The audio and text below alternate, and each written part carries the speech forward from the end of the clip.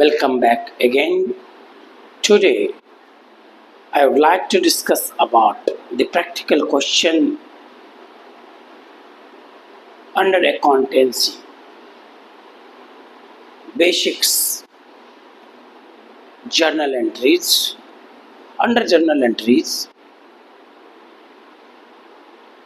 I would like to discuss various practical questions from the book of T.S. Griwal.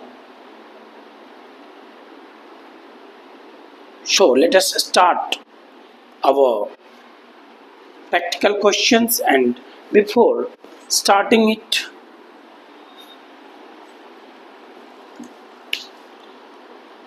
first and foremost, we should discuss about the modern approach. Modern approach is also known as American approach. It is also known as American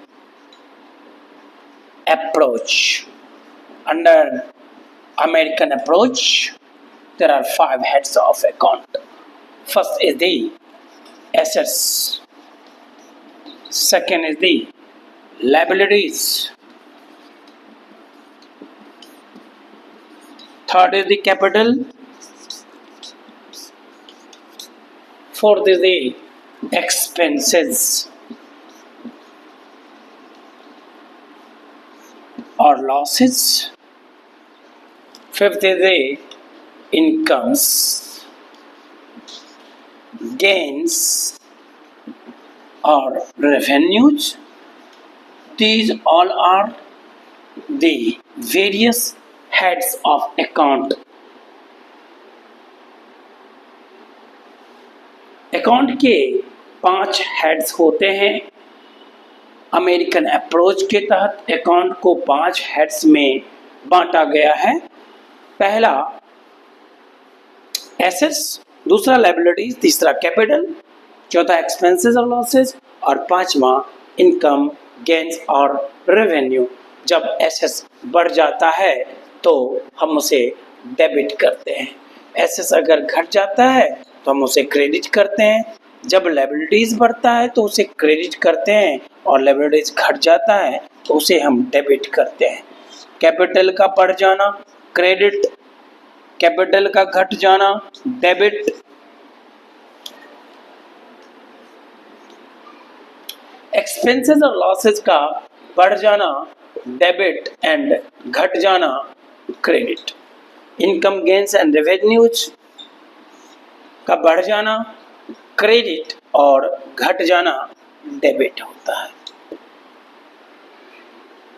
this is the basics, this is the modern approach.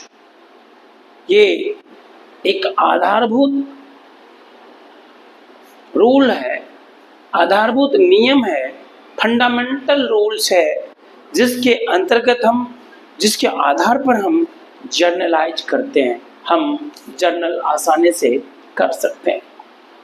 Accounting में journal का ये मूलभूत नियम है, इसी के आधार पर हम आसानी से जर्नल कर सकते हैं।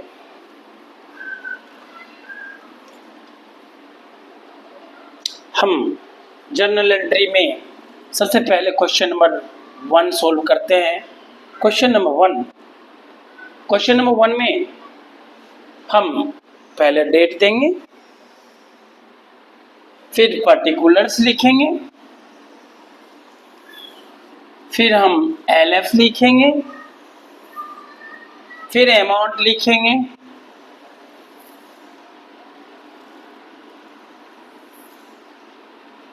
ये हमारा अमाउंट है, अमाउंट टीआर, अमाउंट सीआर, ये हमारा एलएफ है, ये हमारा पर्टिकुलर्स है, पर्टिकुलर्स, और ये हमारा डेट है।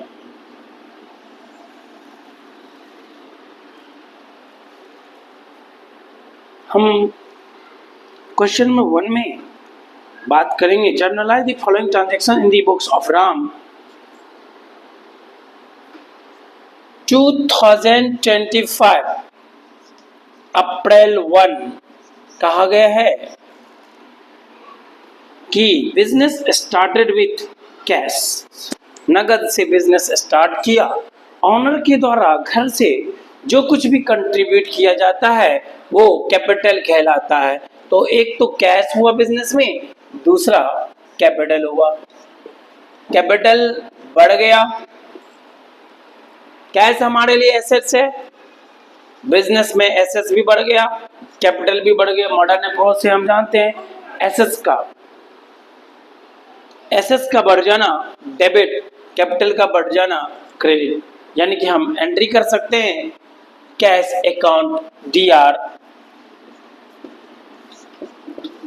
To capital account. Your amount will be ₹1 lakh. Double entry system से हम पढ़े, डबल एंट्री सिस्टम के प्रिंसिपल्स के अंतर्गत हम पढ़े for every debit there must be corresponding credit. किसी भी ट्रांजैक्शन में जितना से डेबिट होता है उतना से हम क्रेडिट भी करते हैं। नरेशन हम करेंगे being business started with cash.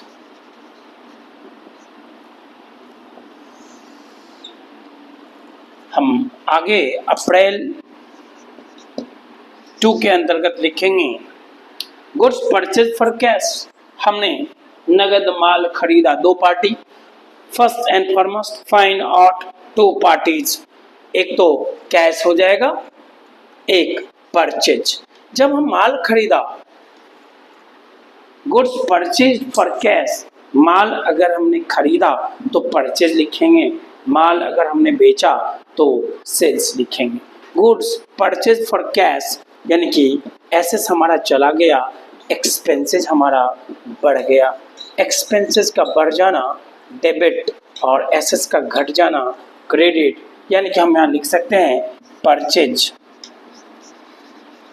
Account DR to cash account. Being narration में लिख सकते हैं हम being goods purchased, being goods purchased for cash. सीधा नरेशन में हम लिख सकते हैं और हम अमाउंट दे सकते हैं 25,000। Your amount will B 25,000। This is your amount. Our next transaction is for April 3. April 3, goods purchased from Pankaj on credit. Pankaj से हमने गुड्स खरीदा, नाम दिया हुआ है, कहते कि पंकज से हमने उधार माल खरीदा। जब उधार माल खरीदेंगे तो हम नेम लिखेंगे।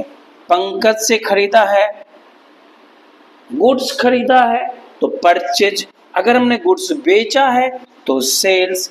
चूंकि परचेज हुआ है यहाँ पे लिखेंगे एक्सपेंसेस। परचेज हमारे लिए एक्सपेंसेस है और पंकज जिससे हमने उधार खरीदा है, जिससे हम उधार माल खरीदते हैं उसको हम कहते हैं क्रेडिटर। यानी कि पंकज हमारे लिए क्रेडिटर है, अर्थात लायबिलिटीज हमारा बढ़ गया। 18,000 से हमारा लायबिलिटीज बढ़ा और खर्चा भी, एक्सपेंसेस भी हमारा 18,000 से बढ़ा। यानी कि एक्सपेंसेस का बढ़ जाना डेबिट और लायबिलिटीज का बढ़ जाना क्रेडिट। एंट्री हो जाएगा purchase account DR to Pankaj account. Purchase account DR to Pankaj account. 18,000 rupees का माल हमने उधार पंकज से खरीदा। इसका नरेशन हो जाएगा being goods purchased on credit from Pankaj, Pankaj से हमने उधार माल खरीदा। आगे है अगला ट्रांजैक्शन है, अगला ट्रांजैक्शन अप्रैल 5 का है।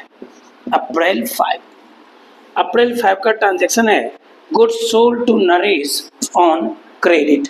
नरेश को उधार माल हमने बेचा। तो पंकज, जैसे हम पंकज से उधार माल खरीदा वैसे ही हम यहाँ पे लिखेंगे एक पार्टी नरेश, क्योंकि यहाँ पे उधार है तो एक नाम होगा, जिसे हमने माल बेचा है उसका नाम होगा। नरेश को उधार माल बेचा। नरेश, जिसे हम उधार माल बेचते हैं उसको हम डेटर कहते हैं।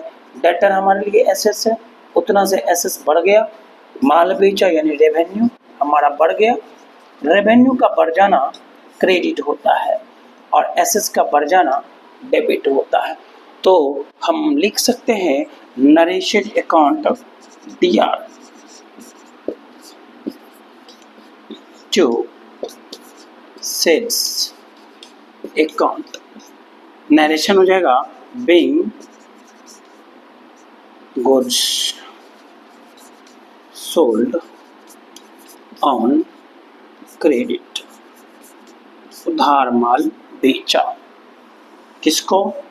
टू नरेश, टू नरेश, नरेश को उधार माल बेचा। नरेश को अगर हमने उधार माल बेचा तो अमाउंट हो जाएगा 9,000 रुपीज। 9,000 रुपीज हमारा अमाउंट होगा डेबिट में भी और क्रेडिट में भी। तो ये था अप्रैल 5 तक का जर्नल एंट्री। हम इससे आगे कंटिन्यू करते हैं, हमें मिटाना पड़ेगा।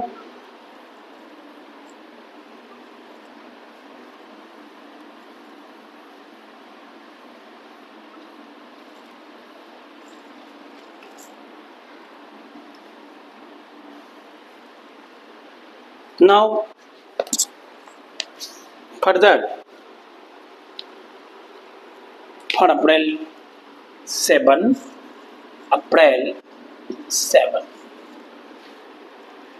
goods returned to Pankaj.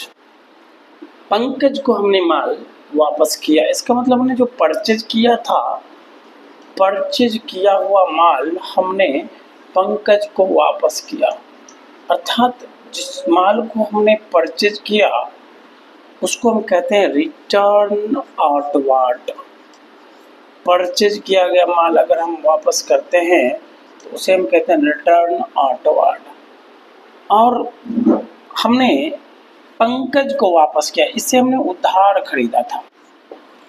Pankaj से हमने कभी उधार माल खरीदा था, इसका मतलब पंकज हमारे लिए क्रेडिटर है।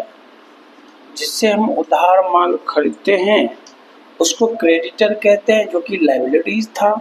कितने का लायबिलिटी था हमारा? पहले से वो हमारा 18,000 का लायबिलिटी था, जिसमें से हमने 12,000 रुपये का माल वापस कर दिया। अर्थात 12,000 से लायबिलिटीज घट गया और परचेज हमारे लिए एक्सपेंसेस था। तो 12,000 रुपये से जो कि माल हमने वापस किया तो 12,000 से हमारा एक्सपेंसेस माइनस हो गया और ये क्रेडिट हो गया। लायबिलिटीज घट गया तो डेबिट हो गया। एंट्री हो जाएगा Pankaj account DR to purchase return account. Purchase return को हम रिटर्न आउटवर्ड भी कहते हैं। Being goods returned to Pankaj, Pankaj को माल वापस किया। आपका अमाउंट हो जाएगा 12,000 एंड 12,000। पंकज को हमने माल वापस किया। Next one is goods returned by Naresh. हम नरेश को माल बेचे थे। नरेश मेरे लिए डेटर था, जिसको हमने माल उधार बेचा था। नरेश मेरे लिए डेटर था, यानी कि ये सेल्स रिटर्न हो जाएगा। जिसे हम उधार माल बेचे थे, बिका हुआ माल हमारा वापस आ गया, इसको हम रिटर्न इनवार्ड भी कहते हैं। सेल्स रिटर्न का दूसरा नाम होता है रिटर्न इनवार्ड, यानी कि रेवेन्यू हमारा घट गया, माइनस हो गया रेवेन्यू। कितना से माइनस हो गया? 1400। डेटर मेरे लिए एसेट्स है, कितना से? ये एसेट्स हमारा घट गया, माइनस हो गया 1400 से, यानी कि एसेट्स का माइनस हो जाना क्रेडिट और रेवेन्यू का माइनस हो जाना डेबिट, यानी हम लिख सकते हैं sales return account DR, sales return account DR to nourish account being goods returned by Nourish। Naresh के द्वारा माल वापस किया गया 1400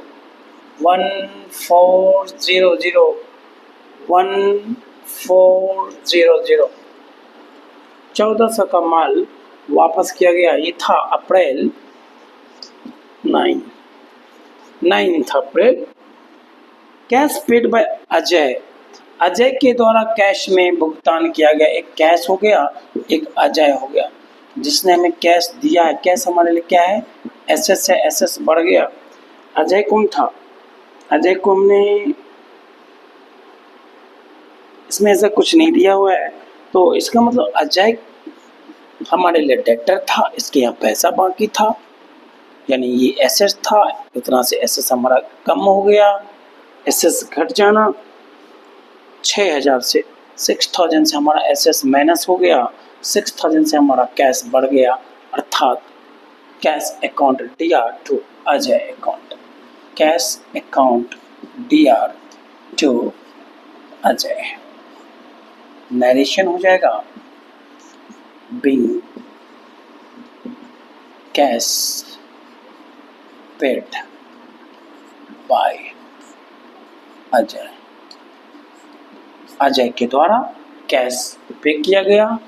अप्रैल 10 अमाउंट था 6000 रुपीज़, तो यहाँ पे लिखेंगे 6000 रुपीज़ अजय के द्वारा अमाउंट पेड किया गया। आगे है अप्रैल 12। अप्रैल 12 में है कमीशन रिसीव्ड, तो एक तो हो गया कमीशन और रिसीव क्या किए होंगे? कैश के रूप में किए होंगे। एक हुआ कमीशन, दूसरा कैश, कैश के रूप में हमें अमाउंट रिसीव किए हैं। कैश हमारे लिए एसेट्स है, एसेट्स हमारा बढ़ गया, कैश हमारे लिए एसेट्स है, कमीशन हमारे लिए इनकम है, इनकम भी बढ़ गया और कैश भी बढ़ गया। एसेट्स का बढ़ जाना डेबिट, इनकम का बढ़ जाना क्रेडिट, यानी कि हमने 2700 से कमीशन रिसीव किया। 2700 से हमने कमीशन रिसीव किया। एंट्री हो जाएगा cash account DR to commission account being commission received, being commission received, amount is 2700, तो 2700 is your amount. This is April 12th। हम आगे बढ़ेंगे, इसे हम इरेज करते हैं।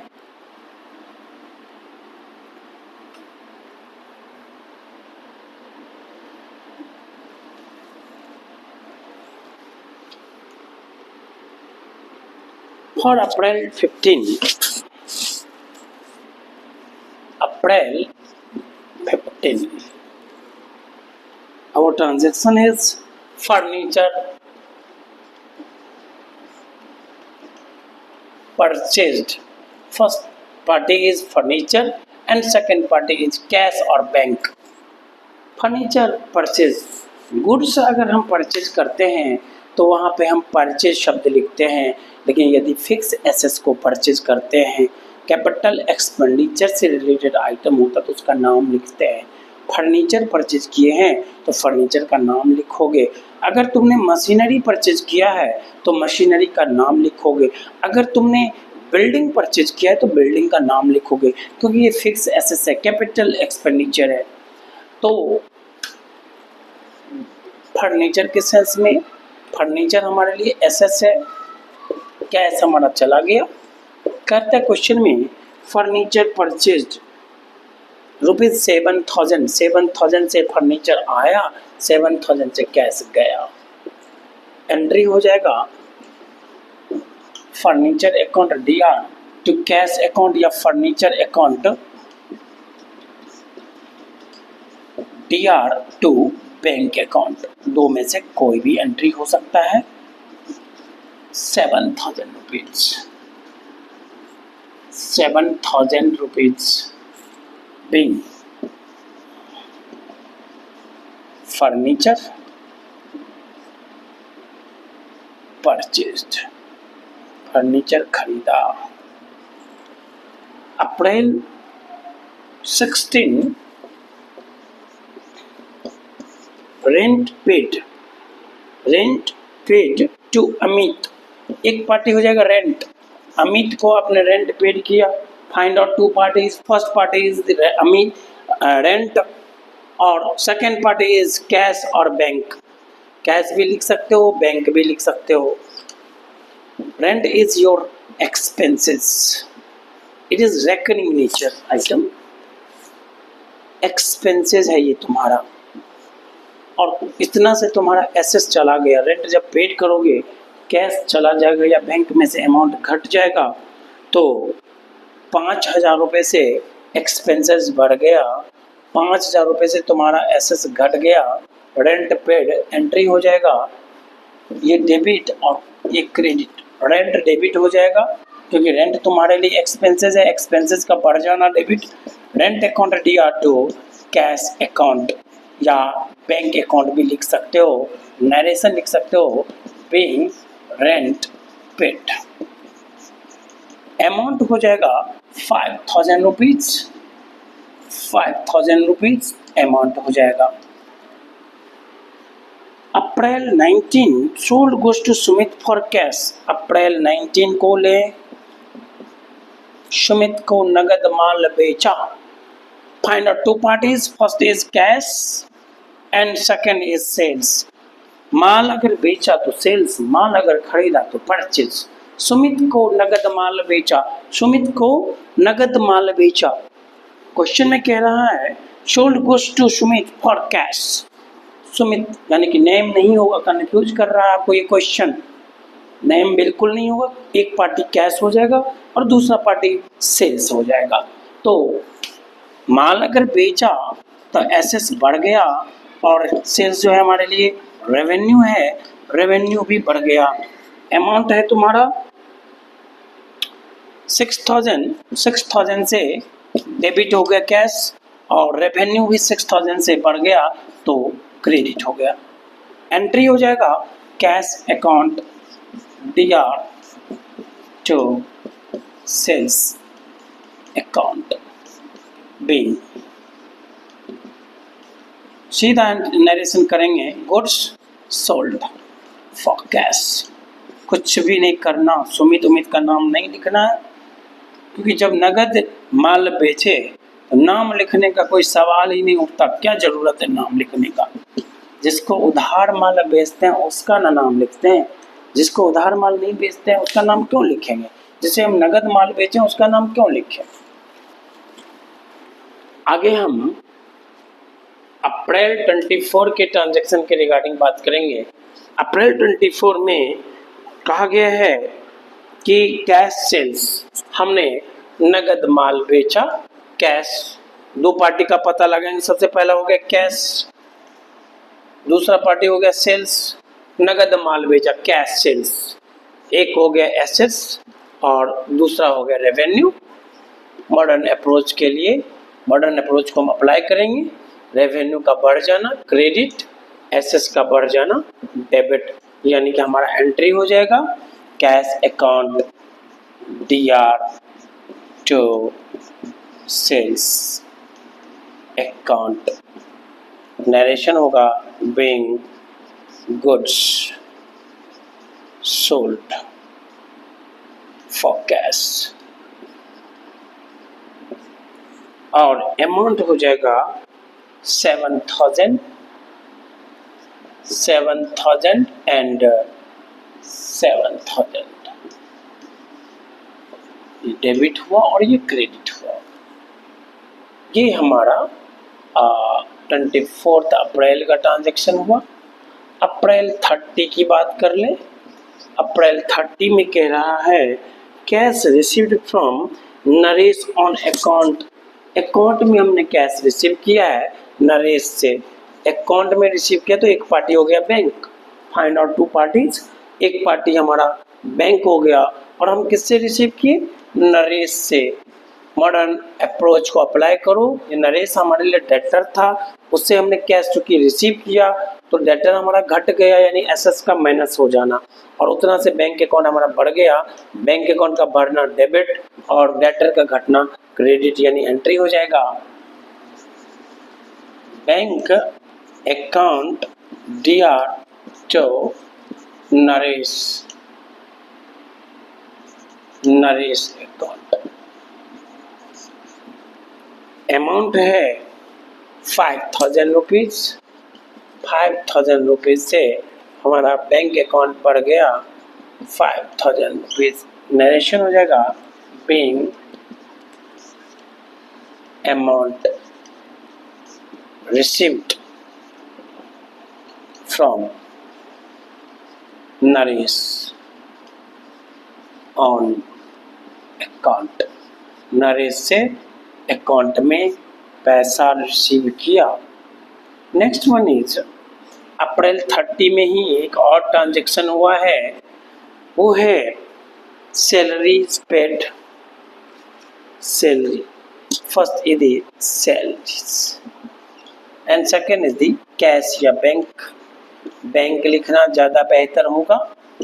एसेट्स घट गया, सैलरी हमारे लिए एक्सपेंसेस है। एक्सपेंसेस हमारे लिए एक्सपेंसेस अगर बढ़ा तो डेबिट होगा, और बैंक यानी बैंक अकाउंट घट गया क्रेडिट हो जाएगा, यानी कि एंट्री हो जाएगा salary account DR to bank account. Amount हो जाएगा 10,000 रुपीज। हमने 10,000 रुपीज से पेमेंट किया सैलरी का। नरेशन हो जाएगा बीइंग सैलरीज पेड।